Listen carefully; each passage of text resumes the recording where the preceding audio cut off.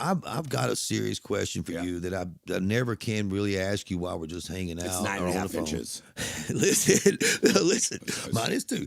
Listen, listen. No, why? When are you going to really go for the producer career? Bro, I've thought about that, and I don't know that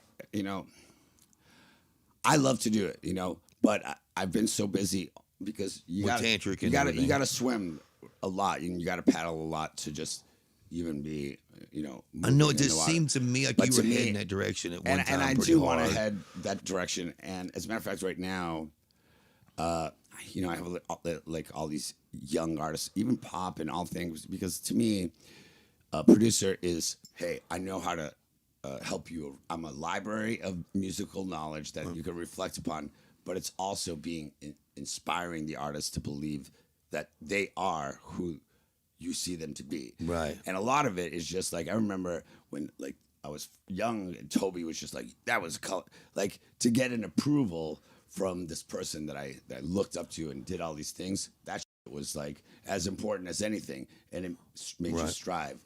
And right now, I believe in positive reinforcement in all aspects of life, and I have a lot of love to give. I like to see. I know, and people do well. I think you would really help rock and Yeah. roll in the shape that it's in, because it's not in good shape with these younger bands. Well, the whole shit is not in good shape. When people stopped, unfortunately, this could be a whole different podcast. I know. Yeah. But yeah, to me, when I produce a band and I'm out there and I'm available and people have to reach out to me and I'll do it. But right now, I have to create it. People talk about it, but I'm like, okay, I have this many days in which I can dedicate to you, Right.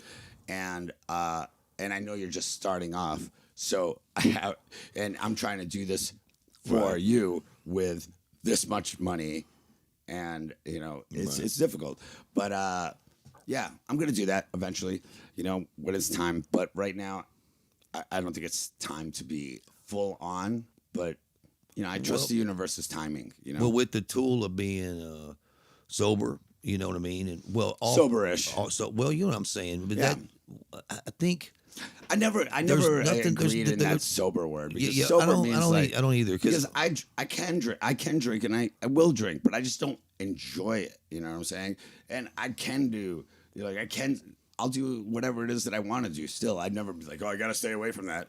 I just literally, with me, it wasn't like I had a revelation, like I'm partying too much. To me, what happened was I was going through this bad time of relationship thing, and I was so depressed that I thought that I was just gonna get drunk and kill myself one day. Like I was scared that I was gonna be like too, just right at that edge, and I was like, I came to the conclusion that's like, I'm gonna just look at this straight on, whatever type of feeling of pain and whatever I'm gonna let it, but at least it'll be true to itself. And I always encourage people when they're going through a hard time to not put anything on in their body, because it is hard to tell the difference between rejection and heartbreak and all that shit when you got a little bit of substance.